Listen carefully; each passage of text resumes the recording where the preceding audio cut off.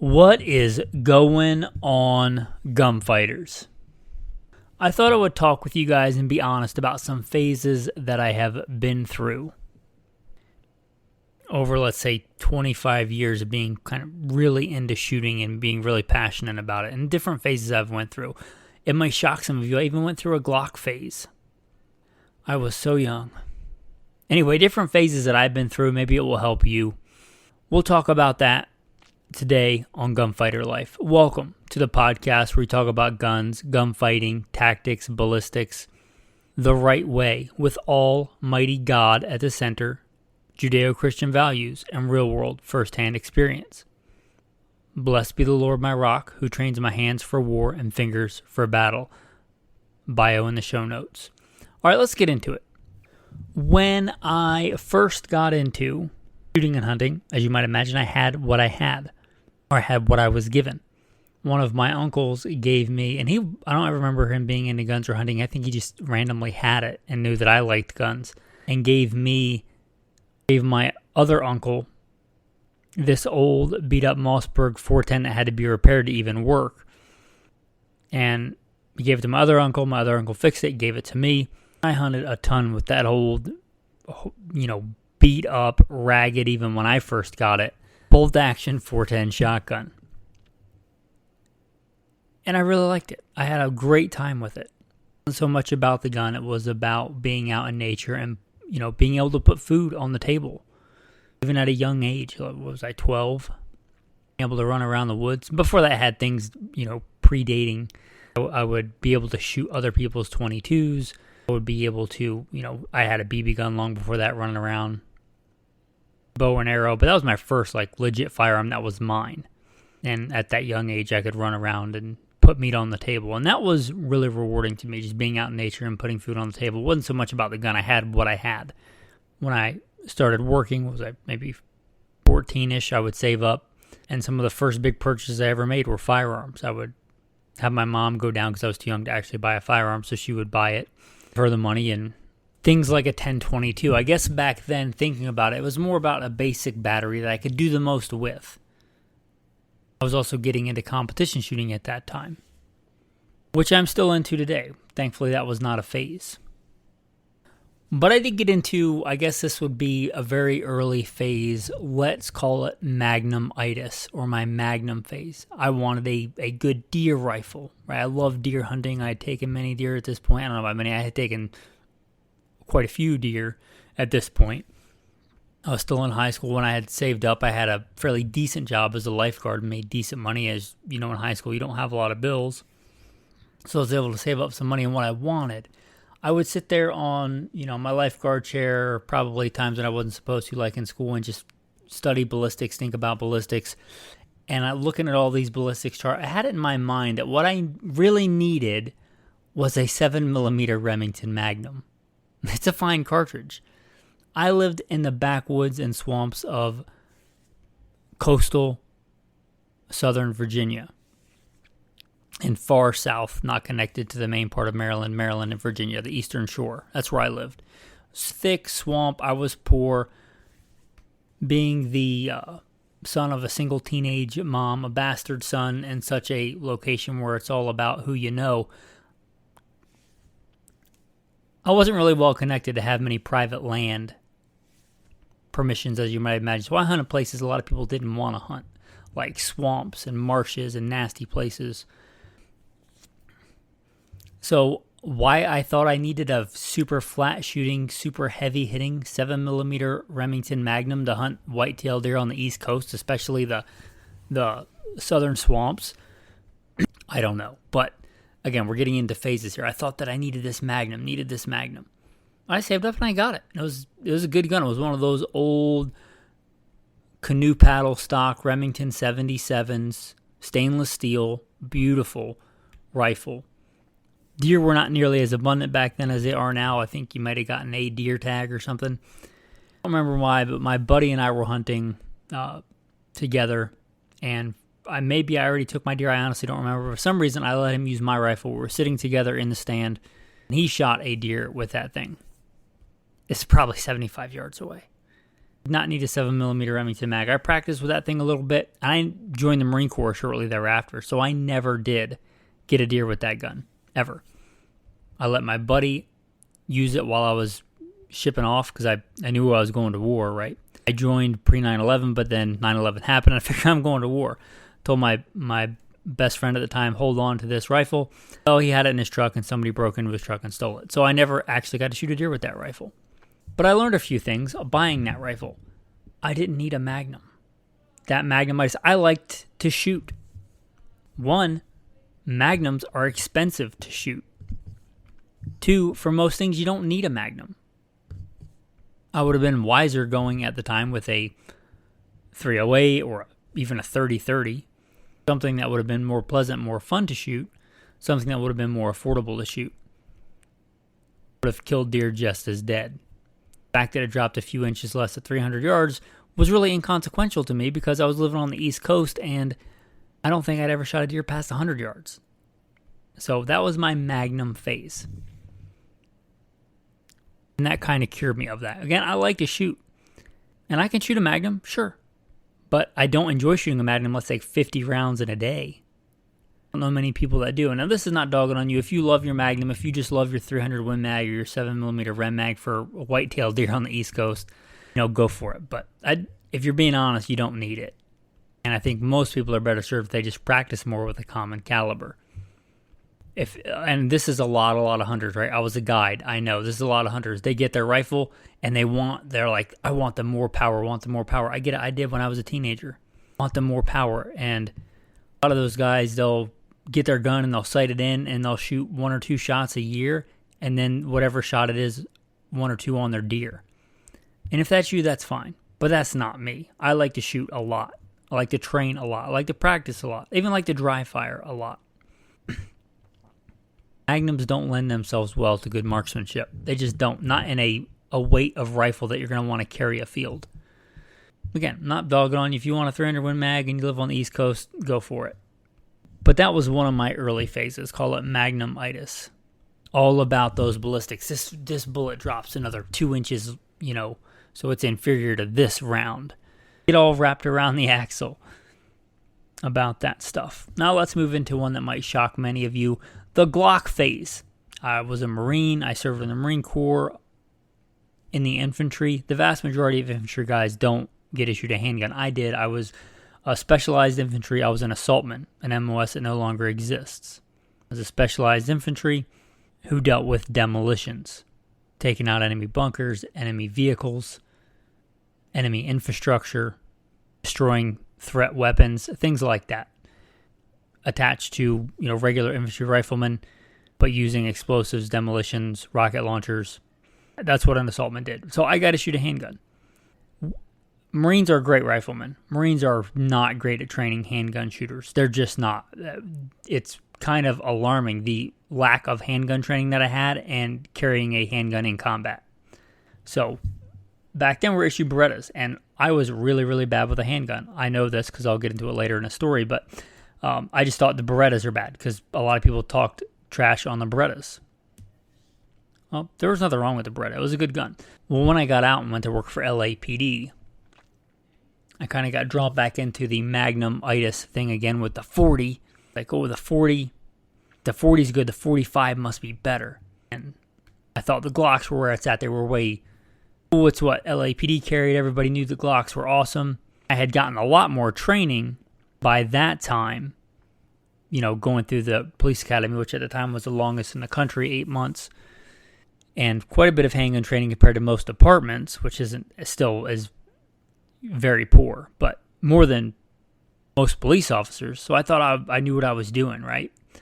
They used Glocks, and they trained us with Glocks, and I thought Glocks were great, and if 40s were good, 45s must be better. Not long after, I got a 45, because L.A.P.D issues a gun, but they'll let you use a bunch of other guns, provided you qualify with them.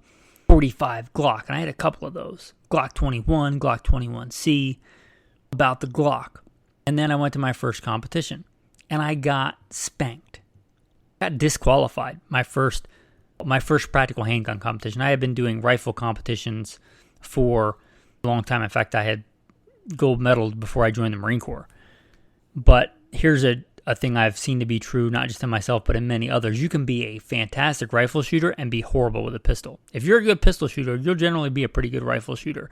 But you could be a fantastic rifle shooter and just be abysmal with a handgun, which was me. I thought I was good. I was, let's say, decent for L.A.P.D, which, what does that mean? Cops are mostly clerks, not gunfighters. I went to my first practical shooting competition and I got spanked. I got disqualified. Thankfully, I didn't give up. I thought, let me eat some humble pie and actually figure out what I'm doing, because I watched some of those boys and they ran hard and fast, and I thought, I want to do that. So I was humbled and I kept going back and trying other guns. Now that I had a basic understanding, once I started doing a little bit better in competition, I realized Glocks really weren't that good. So that pretty much ended the Glock phase. Do Glocks work? Yeah. Do they have the ergonomics of a 2x4? Yes. Do they have the trigger of a staple gun? Yes. If you're just looking for a gun to check the box, the lowest common denominator, general purpose cops carry them, and you just want a gun that shoots bullets in the general direction of which you want to shoot them, Glocks work. They're fine. And I still use a Glock sometimes. Sometimes, you guys probably know I'm still a private contractor. Sometimes I have to use a Glock. They work. That's about all I can say for them. They were a decent choice in the 90s. I don't know that they are even in the top 10 today, other than just the Glock cult is strong. Once people drink that Glock Kool-Aid, it's hard to be cured of it. Thankfully, I was. I like to be honest about Glocks. They're fine. They work. They're okay. They're the most okayest of handguns. But I even went through a Glock phase that lasted a few years, if you can believe that or not. And again, I still use them, and I'll still train with them, because if I'm teaching students or going to a class, that's what most people carry. So I want people to see the shooting and not think, oh, he's shooting good because he's got an STI, or he's shooting good because he's, shooting a SIG 226. I'll still sometimes just run a bone stock Glock 17. But I am not under any illusion that they're actually a good gun. And when I dog on Glocks, it's not because I don't know about them. I know them very well. I've shot a ton. I've won competitions with them. I've won other Glocks with Glocks from winning competitions. Still don't really like them. They were a good, innovative, polymer striker-fired, reliable, lightweight, durable handgun for when they were introduced. Again, in the 90s, the early 90s, they probably made more sense. But I actually had a Glock phase. So when I do dog on Glocks, I hope that you know that I'm coming at it from a point of education. It's not like I've never run a Glock before. I've carried them as a private contractor, carried them in law enforcement, competed with them. I know them inside and out. They're ugly inside and out. I kind of glossed over, but I'll go back at one time I was a crazy caliber warrior. Back when I was in law enforcement, when I got into it, that was when 40 was in full swing, and you were just, nobody shot 9. I don't know anybody that shot 9 except maybe the park police. Nobody shot 9. And I started doing competition, and I was a big 45 guy. Then I had moved on from 40 to 45, and 45 is where it's at. It's got to be 45 or nothing. 45 is so good. Everybody knows 45 is the best. Well, I actually started shooting on the clock, and I like studying ballistics and what ballistics do. And I actually started shooting quite a bit and getting better, and I realized, no, in fact, it actually doesn't make sense. And you know what makes you good at shooting? Actually shooting. And you know what you can shoot more of? 9mm. Even back then when I was hardcore into reloading, had, several automatic presses at one time, doing a ton of competition shooting. Even reloading. I can reload about twice as much 9 as I can 45 for the same price. And you know what makes you good at shooting? Shooting. And you can shoot more with a 9mm, period. So even when I wasn't aware of anybody else in my immediate circle shooting 9, I went back to 9. I was still in law enforcement. I was the only one around that was running 9. Which is way before the F.B.I. went back to 9, way back in the full swing 40 days. And I thought, there's no way 40 makes sense. Even back to 40 just doesn't make sense. How many other people are saying that it's awesome, they're wrong. I went back to 9. And nothing wrong with a 45, but you can just shoot more with a 9mm. And you shooting more is going to make you better. And that's way more important than the caliber warrior phase. Again, there was a time when I wasn't a very good handgun shooter and I was a huge caliber warrior. The better I got at handgun shooting, the less I cared about what the caliber was. More about getting fast, accurate hits on target quickly and consecutively. That's what's important. But I, at one time, was a big caliber warrior guy. So, again, when I talk about, just get a 9mm, for most things, for most people, it's not because I've never shot a 45 or never shot a 40 or don't know the merits or don't know that round per round one's a little bit more effective. It's not any of that. I just think 9mm makes the most sense for most people most of the time. And this is not in this kind of worked that way because I mentioned one when I was talking about the other, but not exactly in the order these phases went in. But I was a precision rifle guy, started precision rifle competition, again, even before the Marine Corps. When I got out of the Marines and decided I wanted to stay out west, I wanted nothing to do with anything east of the Mississippi. I was like, everything out here is so open. I want to get back into hunting. Everything's so long range. And this was way before this new era of long range. It was like the very first, when people were first starting to experiment with not long range shooting, but like turning dials and bigger scopes. This is when the rangefinder was nowhere near as affordable as it is today. But the rangefinder was first coming out. And I thought, I'm going to be this long range Western hunter, all about it. And I did a bunch of practicing, a bunch of training at long range, and had all the setup and all the cool kit. And I went out and got my first pronghorn antelope. A Western wide open species, if ever there was one, at about 150 yards. The next one I saw was about 65 yards. And I thought, didn't really need all that stuff. I know how to spot and stalk and still hunt. I grew up doing it. Why don't I just walk a little bit closer? Right? If I shoot the animal, I have to walk up and get it anyway. Why don't I just walk closer to begin with? Doesn't that make more sense? Unless there's some weird thing with weather or something else scaring it, or I just made a huge mistake. Generally, I can get within 300 yards of an animal, right? 3 football fields. You can't sneak within 3 football fields of an animal. I don't know that I'd be proud of that. So I backed away from that. Got out of all that. And that's not just, I now also realize that's not what I enjoy doing. I like hunting for the test of skill and marksmanship, meaning my marksmanship. I don't consider setting a big, heavy, obese rifle on a bipod and turning a bunch of dials and doing math with a gun so heavy and a trigger so light that I could smash the trigger with a baseball bat and still hit the target. I don't consider that a test of my skill. I consider that a fidget spinner for men. And if you're into that, that's fine. Like if you're into the techie stuff, but I realize that's not what I enjoy. I don't want to sit there and be playing with electronics when I'm hunting. One reason I tried hunting with Onyx for a bit and I got rid of it. I don't want to be on computers. I don't want to be on screens. I don't want to be fidgeting with dials and buttons and crap when I'm hunting. I want to be out there in the bush, in the wilderness, spotting and stalking and pinning skills against the animal and marksmanship, like meaning actual marksmanship, like shooting from the standing, shooting from a sitting position, shooting from an awkward laying on my side position to get around underneath some brush to get into the vitals of a deer. I enjoy that. I don't enjoy sitting on a ridge with a bunch of glass and turning dials. It might as well be watching TV at that point. At least you're outside, but it's just not what I enjoy. I went through that whole long range phase, and that was, 15 years ago. Now everybody seems to think like this is a new thing. It's not a new thing. And if you want to do it and you're ethical, have at it. It's just not what I enjoy. And don't think that you need to do any of that to kill deer, elk, wolf, bear. You don't. So that was the long range phase. Another phase that I'll briefly mention, reloading. Been hot and heavy into reloading. I'm not currently in it now because lived as a nomad for a long time. It just makes it hard to reload. Mostly because you need a clean area where there's not a bunch of lead where you live. If you live in 100, 150 square feet, that's pretty hard to do. But there was a time when I was real big into reloading. Did a ton of reloading. And there was a time when I was really big into hot loads. I'm going to take this 357 and kick it up a notch. See what I can do with it. I don't know what I was thinking. I was young. At least I still have both my eyeballs and all my fingers. Plus, I had already at that time had quite a bit of experience with demolitions. I figured I knew what I'm doing. I think if memory serves correct, I almost doubled the amount of powder that goes into a 357 Magnum before I blew up the gun, or before I destroyed the gun. So I went through that phase. Not really into that phase anymore. Even if I get back into reloading, pretty much the factory loads you get are loaded because most people buy based on they want a high velocity and they look at a bunch of brands and see which one has the higher velocity on the box. So most of your hand loads most of your factory loads are going to be pretty hot anyway.